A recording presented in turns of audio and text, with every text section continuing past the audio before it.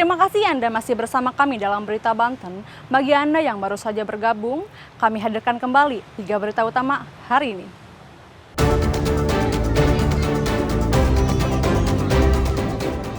Layang-layang disita petugas bandara, anak-anak di Kota Tangerang menangis.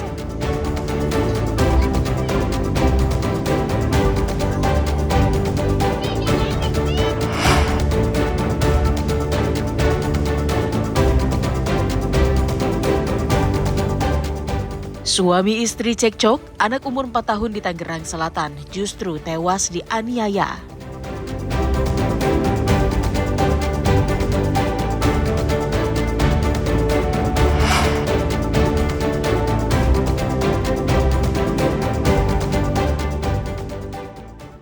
Pemulung renta di Lebak mengurus anak lumpuh layu dan bergizi buruk.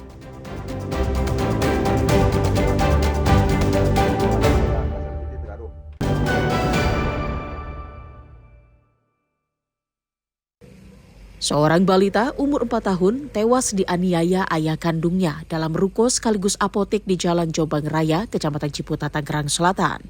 Sebelum korban ditemukan meninggal dunia, warga sekitar sempat mendengar suara cekcok antara ayah dan ibu korban. Korban tewas setelah dibanting oleh ayah kandungnya. Sebelum tewas, pelaku sempat membawa korban ke rumah sakit karena korban mengalami luka parah. Bahkan korban sempat mengalami muntah-muntah dan kejang-kejang, namun sayang nyawa korban tidak tertolong. Saya dengar dari yang lain-lainnya, itu pembunuhannya karena dibanting katanya.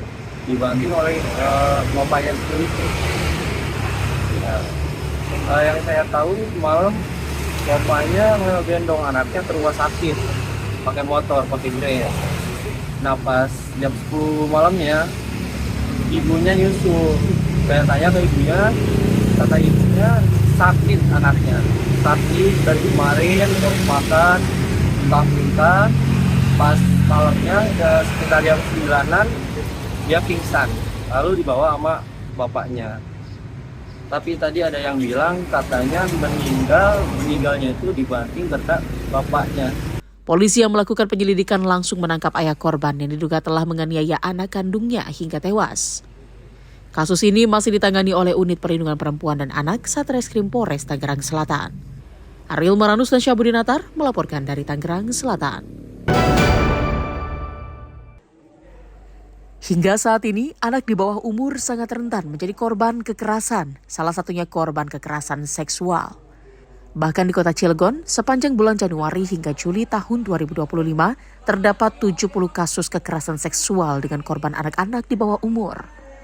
Jumlah tersebut setidaknya yang diperoleh oleh Dinas Pemberdayaan Perempuan, Perlindungan Anak, Pengendalian Penduduk dan Keluarga Berencana atau DP3AP2KB Kota Cilegon. Puluhan anak yang menjadi korban kekerasan seksual ini berusia 5 hingga 18 tahun. Dan saat ini DP3AP2KB Kota Cilegon sedang fokus memberikan pendampingan terhadap para korban. Tingginya kasus kekerasan terhadap anak dan perempuan menjadi catatan khusus bagi pemerintah daerah untuk mencari solusi agar kasus kejahatan ini dapat ditekan.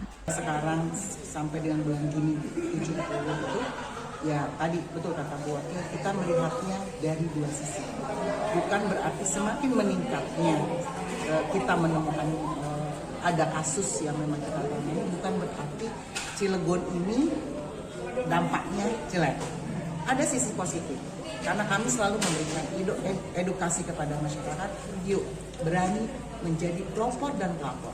Jadi kalaupun misalnya ada anak yang memang kita sudah melakukan penjangkauan, banyak yang kita tangani, yaitu tadi. Jadi masyarakat sudah paham harus kemana.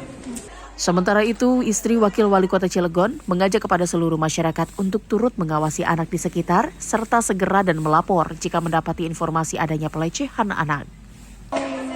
Kita lihat dari dua sisi ya. Kalau dari sisi keberanian berarti alhamdulillah sudah banyak yang melapor, berarti tidak memendam, berarti selama ini himbauan-himbauan dari PKK, himbauan dari DP3AP2KB, himbauan dari semua sisipan masyarakat, semua berarti sudah terdengar, berarti sudah banyak yang berani memberikan dan membuka suara.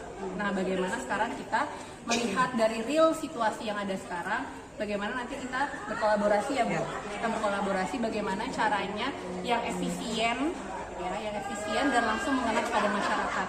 Guna menekan kasus kejahatan seksual di Kota Cilegon, DP3AP 2KB Kota Cilegon melakukan sosialisasi dan edukasi ke seluruh instansi terkait dan masyarakat untuk ikut melaksanakan pencegahan dan penanganan terhadap kekerasan seksual. Ariel Maranus dan Haji Ramadan melaporkan dari Kota Cilegon. FA, seorang pria berusia 22 tahun yang bekerja sebagai buruh pabrik di Kecamatan Cawilan, Kabupaten Serang, ditangkap anggota Unit Perlindungan Perempuan dan Anak Satreskrim Polres Serang. FA ditangkap tanpa perlawanan di tempat kerjanya. Sempat membantah dengan apa yang disampaikan polisi, namun FA akhirnya mengakui perbuatannya. Setelah FA dilaporkan ke polisi oleh keluarga mantan pacarnya atas dugaan menyebarkan video persetubuhan antara FA dengan mantan pacarnya. Pelaku mengaku telah menyetubuhi mantan pacarnya dan merekamnya dengan ponsel pelaku secara diam-diam. Hasil rekamannya itu selalu digunakan pelaku mengancam korban saat tidak mau diajak berhubungan badan. Namun tidak sekedar ancaman, FA ternyata mengirimkan video tersebut ke keluarga FA yang merupakan mantan pacarnya saat FA menolak diajak berhubungan layaknya mantan suami istri. Jadi memang modus yang dilakukan pelaku mendekati korban, mempacari korban. Kemudian pelaku memaksa korban untuk melakukan hubungan badan. Setelah itu pelaku merekam adegan itu. Kemudian video adegan itu dilakukan untuk mengancam korban agar mau menuruti keinginan nafsu pelaku. Atas perbuatannya, pelaku dijerat pasal Undang-Undang tentang Perlindungan Anak dengan ancaman hukuman 15 tahun penjara. Ariel Maranus dan Ahmad Sayuti melaporkan dari Kabupaten Serang.